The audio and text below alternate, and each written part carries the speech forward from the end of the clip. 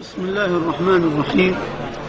الحمد لله رب العالمين، والصلاة والسلام على أشرف المرسلين وخاتم النبيين محمد النبي الأمي الأمين، وعلى آله وصحبه ومن تبعهم بإحسان إلى يوم الدين. اللهم لا مانع لما أعطيت ولا معطي لما منعت ولا ينفع ذا الجد منك الجد. اللهم إنا نعوذ بك من القسوة والغفلة والذلة والمسكنة والسمعة والرياء، ونعوذ بك من الصمم والبكم والجذام وسيء الأسقام والأمراض. اللهم استر عوراتنا وآمن روعاتنا.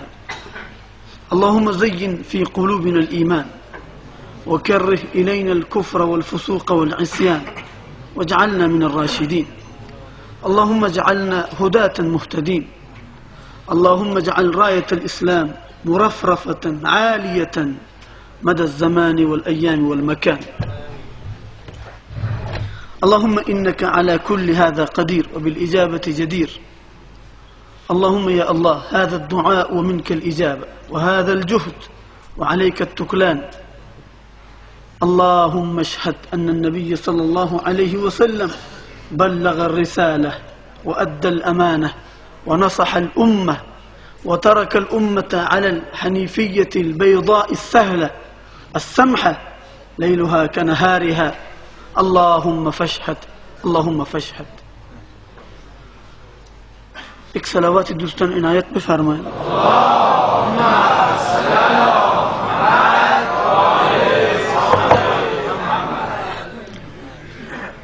دوستان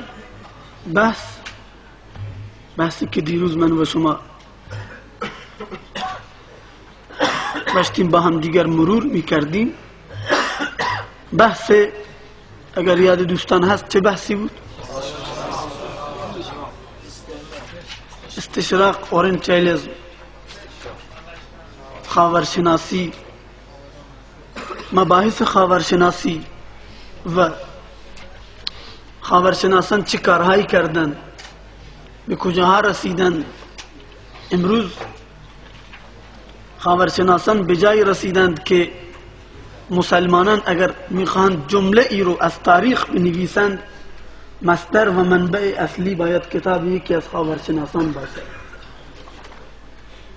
آنها دو مورد رو هدف اساسی خود قرار دادند: اللغة العربية والقرآن الكريم، زبان پیامبر صلی الله علیه و سلم و کتابی که حیات بخش، روح بخش، شفا بخش، انسان ساز و کتابی که برنامه های آیندگانی که من و شما تصورش را هم نمی کنیم، این کتاب به صورت مهندسی شده همه رو رقم زده و نوشته، چرا که بزرگترین معمار انسانیت این کتاب رو برای بشریت فرستاده. خصوصا در زبان عربی آنها بسیار تلاش کردند که مسلمانان این زبان را نیاموزند و رغبتی به فراگیری این زبان نداشته باشند. استاد زبان عربی شخصیتی نداشته باشد، شخصیتی که قابل احترام باشد. امروز هم در مدارس دولتی ما همین رو احساس میکنیم که استاد زبان عربی بسیار استاد ویژه و ممتازی نیست، اما اساتید زبان خارجه بسیار دارای جایگاه‌های ویژه‌ای هستند. این رو ما احساس میکنیم در اکادمی‌های علمی، در دانشگاه‌ها، در دبیرستان‌ها، حتی راهنمایی‌ها. این چیز بسیار واضحی است و همه ما این رو احساس میکنیم. زبان عربی چرا انتخاب شد برای پیامبر صلی الله علیه و سلم؟ چرا که پیامبر دینی آورده که این دین باید یسایر الحضاره، تا آخرین روزی که انسانها روی زمینن این دین باید همگام باشد، بلکه جلوتر باشد. این دین باید الفبایی داشته باشد و زبان و لنگویجی داشته باشد که هرگز کم نیاورد در برابر اصطلاحات معاصر و جدیدی که وارد می شوند. این زبان باید تولید کننده باشد نه استفاده کننده.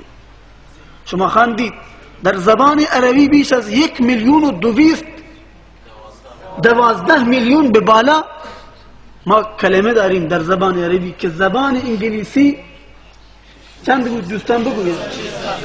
600,000 واژگان داشت. باید این زبان پیامبر شخصیتی است جامع، ان ارسلناک کافة للناس.